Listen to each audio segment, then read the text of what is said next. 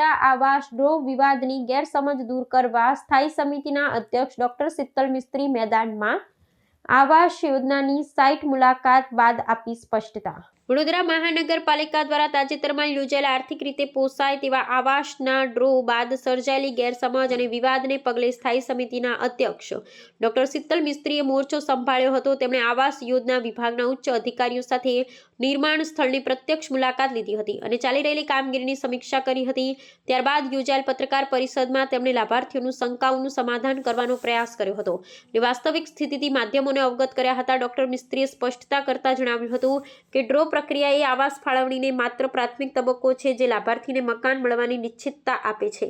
આવાસોનું બાંધકામ સંપૂર્ણપણે તૈયાર થઈ ગયા બાદ જ વિધિવત લોકાર્પણ કાર્યક્રમ યોજી લાભાર્થીઓને ચાવી સોંપવામાં આવશે। પ્રોજેક્ટમાં થયેલા વિલંબ અંગે તેમણે જણાવ્યું કે અનિવાર્ય કાયદાકીય અને વહીવટી પ્રક્રિયાઓને કારણે થોડો સમય લાગ્યો છે, પરંતુ આ નિર્ણય નાગરિકોના વ્યાપક હિતમાં અને તેમના નાણાંનો વ્યય અટકાવવા માટે લેવામાં આવ્યા છે। સ્થાયી સમિતિ અધ્યક્ષે ખાતરી આપી હતી કે કોર્પોરેશન નાગરિકોને સુવિધા આપવા કટિબદ્ધ છે અને સ્થળ મુલાકાત દરમિયાન તેમણે બાંધકામની પ્રગતિ અંગે સંતોષ વ્યક્ત કર્યો હતો। તંત્ર દ્વારા આપવામાં આવેલી આ સત્તાવાર સ્પષ્ટતાનો હેતુ નાગરિકોમાં વિશ્વાસ પુનઃ સ્થાપિત કરવાનો અને ડ્રો થયા પછી મકાનોના અસ્તિત્વ કે કબજા અંગે પ્રવર્તી અફવાઓને વિરામ આપવાનો છે। તેમણે લાભાર્થીઓને ધીરજ રાખવા અને તંત્ર પર ભરોસો રાખવા અનુરોધ કર્યો હતો। 2709 જેટલા આવાસ, જેમાં 2629 જેટલા ઈડબ્લ્યુએસના આવાસ, 40 ચોરસ મીટરના ખૂબ સારા પ્રકારના પ્રધાનમંત્રી આવાસ અને રાજીવ આવાસ યોજનાના 2,63,000 મકાનો, આ 2629 મકાનો ઈડબ્લ્યુએસના છે, જેની કિંમત નાગરિકે કે લાભાર્થીએ 5.5 લાખ રૂપિયા ચૂકવવાની થાય છે। આ 2709 મકાનનો કોમ્પ્યુટરાઇઝ ડ્રો 11 ડિસેમ્બરે દીનદયાલ ઉપાધ્યાય ઓડિટોરિયમ ખાતે કરવામાં આવ્યો। તમામ પ્રકારના આક્ષેપો અને કન્ફ્યુઝન થઈ રહ્યા છે કે આ ડ્રો કર્યો અને લોકોના મકાન રેડી નથી, પરંતુ હું સ્પષ્ટતા કરવા માગીશ કે ડ્રો એ આ સ્કીમનો પ્રાથમિક ભાગ છે।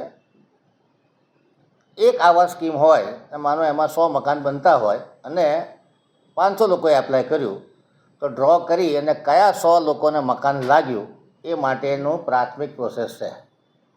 ડ્રો કર્યા બાદ લાભાર્થી કેટલો ફાળો, કયા લાભાર્થીએ ફાળો ચૂકવવાનો, એને કબજા પાવતી આપવાની, એના નામનું મીટર ઉતારવાનું, આ બધી પ્રોસેસ કરવાની હોય છે। દરેક મકાન, ઈડબ્લ્યુએસનું મકાન 5.5 લાખ રૂપિયા લાભાર્થીએ ચૂકવવાના હોય, 1.5 લાખ રૂપિયા ગવર્મેન્ટ ઓફ ઇન્ડિયાનો ફાળો આવે, 1.5 લાખ રૂપિયા ગવર્મેન્ટ ઓફ ગુજરાતનો ફાળો આવે, અને સૌથી મોટી વાત કે જ્યારે ટેન્ડર ઊંચા ભાવના આવતા હોય ત્યારે 5.5 લાખની ઉપર કોર્પોરેશન દ્વારા એમને 28,000થી 2,70,000 સુધીનો વધારાનો ફાળો આપવાનો હતો, જે આ બોર્ડની સ્થાયી સમિતિએ આ વધારો કેન્સલ કરી અને 31 કરોડ રૂપિયાનું ભારણ કોર્પોરેશને પોતે વેઠ્યું છે। ખૂબ પ્રજાલક્ષી નિર્ણય હતો કે કોઈ પણ ગરીબ હોય, નો મિડલ ક્લાસ હોય, આ લોકો જ્યારે મકાન ખરીદતા હોય, ભલે ટેન્ડર ઊંચું આવે, ભલે અમારી કન્સ્ટ્રક્શન કોસ્ટ ઊંચી હોય, પરંતુ એમને કોઈ પણ પ્રકારનો વધારાનો ફાળો ન આપવો પડે એ પ્રમાણેનો નિર્ણય લીધો છે। ટોટલ 245 કરોડની સ્કીમ, એમાં 180 કરોડ રૂપિયા જેટલું જે લાભાર્થીઓ ફાળો આપવાનો છે, મેં કીધું એ પ્રમાણે રાજીવ આવાસ યોજનાના 2,63,000 અને ઈડબ્લ્યુએસના આવાસના 5,50,000, જેમાંથી 22 કરોડ જેટલો ફાળો લાભાર્થીઓ આપી ચૂક્યા છે। હજુ 158 કરોડ રૂપિયા લાભાર્થીઓ પાસે લેવાના છે, જે કેન્દ્ર સરકાર અને રાજ્ય સરકારમાંથી 106 કરોડ રૂપિયાનો ફાળો હતો, જેની સામે 50 કરોડ જેટલો ફાળો આવી ગયો છે અને 50 કરોડ જેટલો ફાળો બાકી છે। આ ડ્રો કરવાથી સ્કીમમાં વેગ આવે, લાભાર્થીઓ પોતાનો ફાળો ચૂકવે, કેન્દ્ર સરકાર રાજ્ય સરકારની ગ્રાન્ટ મળે, અને આજે માત્ર 50 કરોડની ગ્રાન્ટ કેન્દ્ર સરકાર રાજ્ય સરકારની બાકી છે એ પણ મેળવવામાં સરળતા રહે।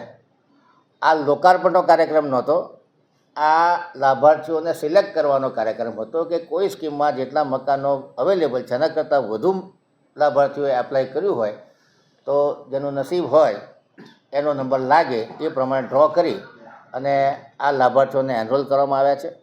મોટાભાગના આવાસો 5 થી 6 સ્કીમના આવાસો રેડી છે. અને એક વાત કરીએ આપણે કલાલી 585 રેવન્યુ સર્વેવાળી સ્કીમ કે જેમાં 1900 મકાનો બનવાના છે. એ સ્કીમ અત્યારે પ્રગતિ હેઠળ છે.